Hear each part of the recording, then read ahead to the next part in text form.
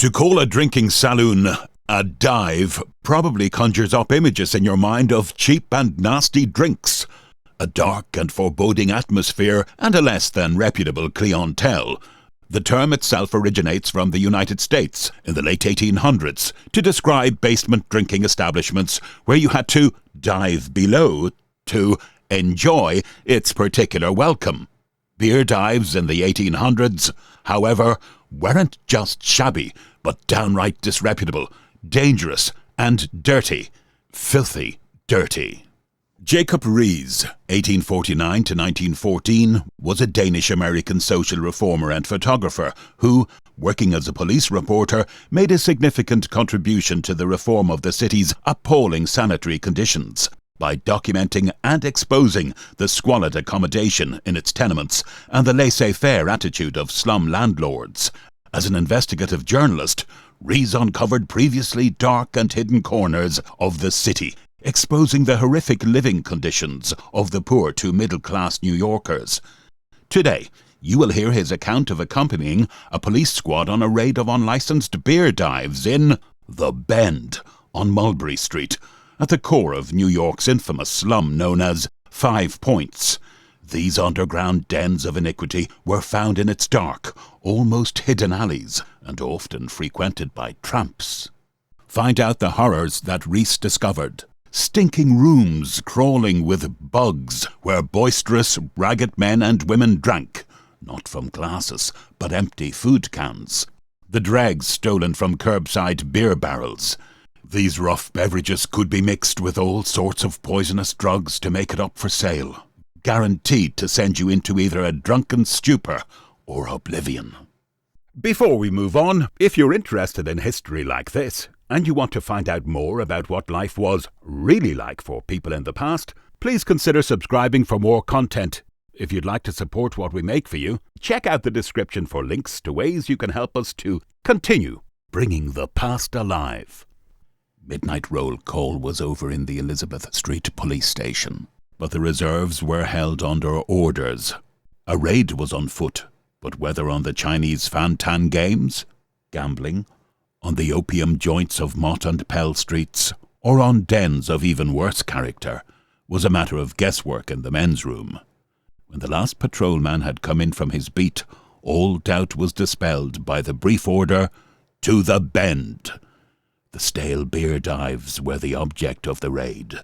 The policemen buckled their belts tighter, and with expressive grunts of disgust took up their march toward Mulberry Street, past the heathen temples of Mott Street. There was some fun to be gotten out of a raid there. They trooped into The Bend, sending here and there a belated tramp scurrying in fright toward healthier quarters, and halted at the mouth of one of the hidden alleys. Squads were told off and sent to make a simultaneous descent on all the known tramps' burrows in the block, led by the sergeant. Ours.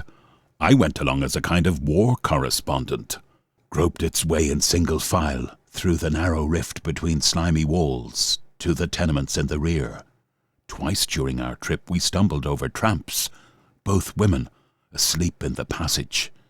They were quietly passed to the rear, receiving sundry prods and pushes on the trip, and headed for the station in the grip of a policeman as a sort of advance guard of the coming army. After what seemed half a mile of groping in the dark, we emerged finally into the alley proper, where light escaping through the cracks of closed shutters on both sides enabled us to make out the contour of 3 rickety frame tenements. Snatches of ribald songs and peals of coarse laughter reached us from now this, now that of the unseen burrows. "School is in," said the sergeant dryly as we stumbled down the worn steps of the next cellarway. A kick of his boot heel sent the door flying into the room. A room perhaps a dozen feet square, with walls and ceiling that might once have been clean. Assuredly the floor had not in the memory of man, if indeed there was other floor than hard-trodden mud, but were now covered with a brown crust that, touched with the end of a club, came off in shuddering showers of crawling bugs, revealing the blacker filth beneath. Grouped about a beer keg that was propped on the wreck of a broken chair was a foul and ragged host of men and women on boxes, benches, and stools. Tomato cans filled at the keg were passed from hand to hand. In the centre of the group, a sallow, wrinkled hag, evidently the ruler of the feast, dealt out the hideous stuff.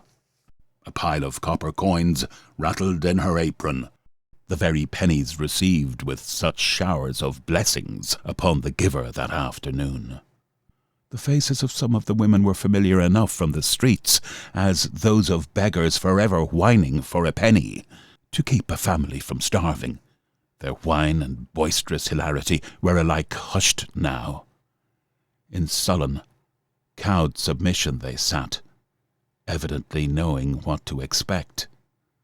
At the first glimpse of the uniform in the open door summoned the group, customers with a record, probably, had turned their heads away to avoid the searching glance of the officer, while a few, less used to such scenes, stared defiantly.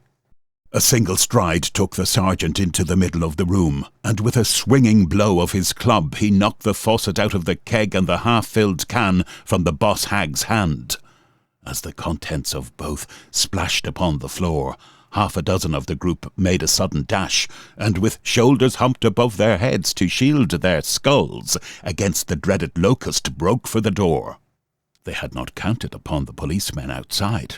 There was a brief struggle, 2 or 3 heavy thumps, and the runaways were brought back to where their comrades crouched in dogged silence. 13, called the sergeant, completing his survey. Take them out, revolvers all but one. Good for 6 months on the island, the whole lot. A penitentiary was located on Roosevelt Island in the 19th century, then known as Blackwell's Island. The exception was a young man, not much if any over 20, with a hard look of dissipation on his face. He seemed less unconcerned than the rest, but tried hard to make up for it by putting on the boldest air he could. "Come down early," commented the officer, shoving him along with his stick. "There is need of it. They don't last long at this.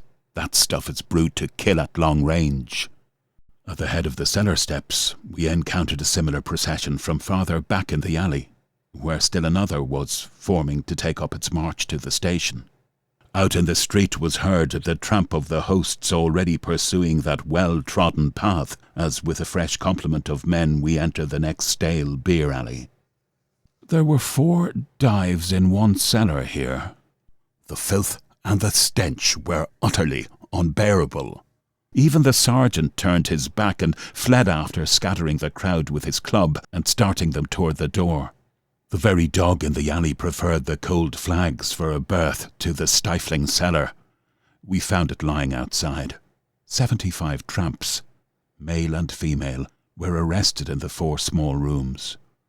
In one of them, where the air seemed thick enough to cut with a knife, we found a woman, a mother with a newborn babe on a heap of dirty straw.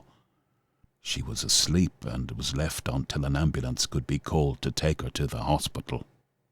Returning to the station with this batch, we found every window in the building thrown open to the cold October wind, and the men from the sergeant down smoking the strongest cigars that could be obtained by way of disinfecting the place.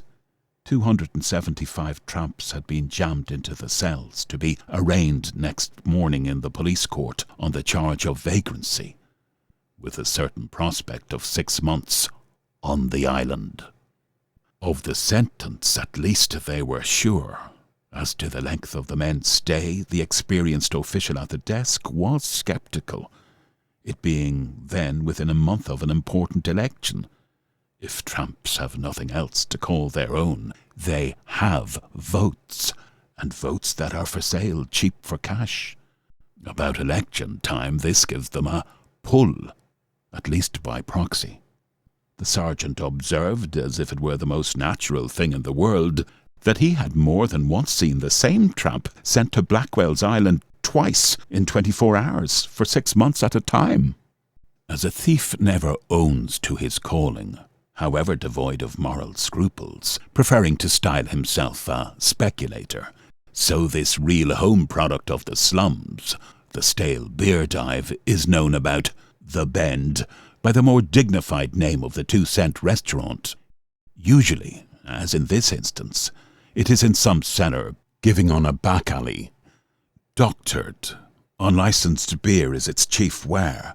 Sometimes a cup of coffee and a stale roll may be had for 2 cents. The men pay the score. To the women, unutterable horror of the suggestion, the place is free. The beer is collected from the kegs put on the sidewalk by the saloon keeper to await the brewer's cart, and is touched up with drugs to put a froth on it. The privilege to sit all night on a chair, or sleep on a table, or in a barrel, goes with each round of drinks. Generally an Italian, sometimes a black man, occasionally a woman, runs the dive. Their customers, alike homeless and hopeless in their utter wretchedness, are the professional tramps, and these only. The meanest thief is infinitely above the stale beer level. Once upon that plane, there is no escape. To sink below it is impossible. No one ever rose from it. One night spent in a stale beer dive is like the traditional putting on of the uniform of the caste, the discarded rags of an old tramp. That stile once crossed, the lane has no longer a turn. And contrary to the proverb, it is usually not long either. With the gravitation of the Italian tramp landlord toward the old stronghold of the African on the west side, a share of the stale beer traffic has left the Bend, but its headquarters will always remain there, the real home of trampdom. Just as 14th Street is its limit, no real tramp crosses that frontier after nightfall, and in the daytime only to beg. Repulsive as the business is, its profits to the Italian dive keeper are considerable. In fact, barring a slight outlay in the ingredients that serve to give life to the beer dregs, it is all profit. The banker who curses the Italian colony does not despise taking a hand in it, and such a thing as a stale beer trust on a Mulberry Street scale may yet be among the possibilities. One of these bankers, who was once known to the police as the keeper of one notorious stale beer dive and the active backer of others, is today an extensive manufacturer of macaroni, the owner of several big tenements and other real estate. And the capital, it is said, has all come out of his old business. Very likely it is true.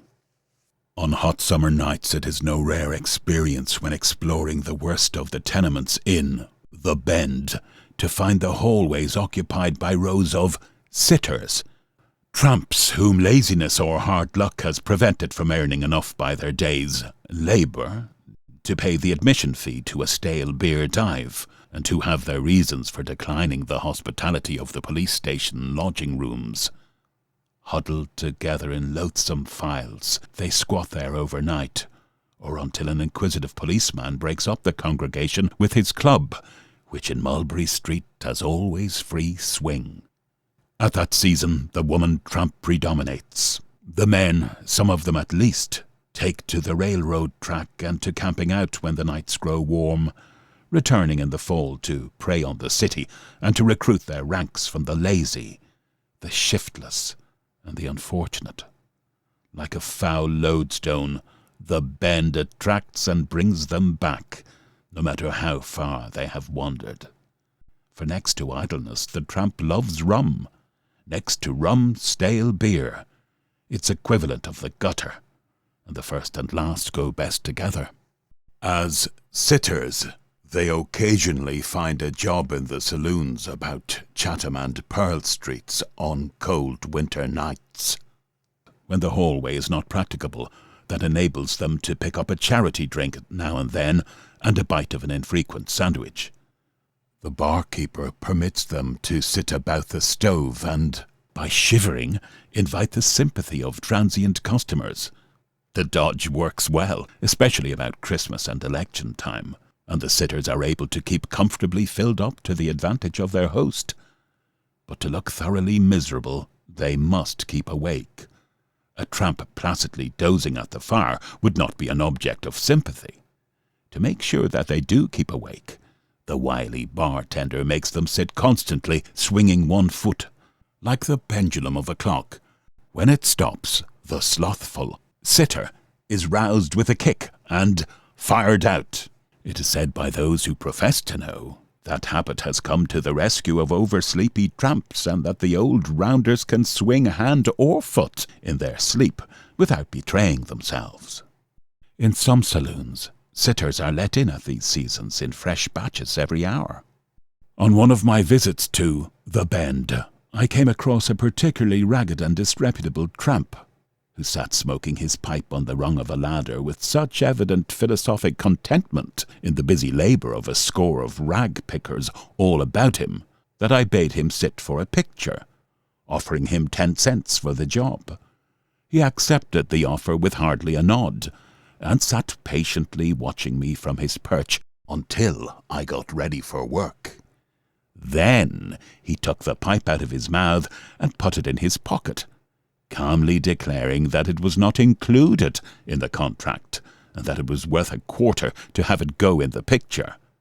The pipe, by the way, was of clay, and of the 2 for a cent kind. But I had to give in. The man, scarce 10 seconds employed at honest labour, even at sitting down, at which he was an undoubted expert, had gone on strike. He knew his rights and the value of work, and was not to be cheated out of either. Whence these tramps, and why the tramping, are questions oftener asked than answered. Ill-applied charity and idleness answer the first query. They are the whence, and to a large extent the why also. Once started on the career of a tramp, the man keeps to it because it is the laziest.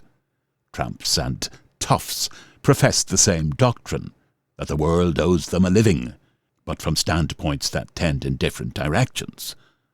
The tough does not become a tramp, save in rare instances, when old and broken down. Even then, usually, he is otherwise disposed of. The devil has various ways of taking care of his own. Nor is the tramp's army recruited from any certain class. All occupations and most grades of society yield to it their contingent of idleness. Occasionally, from one cause or another, a recruit of a better stamp is forced into the ranks, but the first acceptance of alms puts a brand on the able-bodied man which his moral nature rarely holds out to efface. He seldom recovers his lost caste. The evolution is gradual, keeping step with the increasing shabbiness of his clothes and corresponding loss of self-respect, until he reaches the bottom in the Bend. Of the tough, the tramp doctrine that the world owes him a living makes a thief. Of the tramp, a coward. Numbers only make him bold, unless he has to do with defenceless women. In the city, the policemen keep him straight enough. The women rob an occasional clothesline when no one is looking, or steal the pail and scrubbing brush with which they are set to clean up in the station house lodging rooms after their night's sleep. At the police station, the roads of the tramp and the tough again converge. In the midwinter, on the coldest nights, the sanitary police corral the tramps here, and in their lodging houses, and vaccinate them, despite their struggles and many oaths that they have recently been scraped. The station house is the sieve that sifts out the chaff from the wheat, if there be any wheat there. A man goes from his first night's sleep on the hard slab of a police station lodging room to a deckhand's berth on an outgoing steamer, to the recruiting office, to any work that is honest, or he goes to the devil or the dives. Same thing, says my friend, the sergeant. Who knows?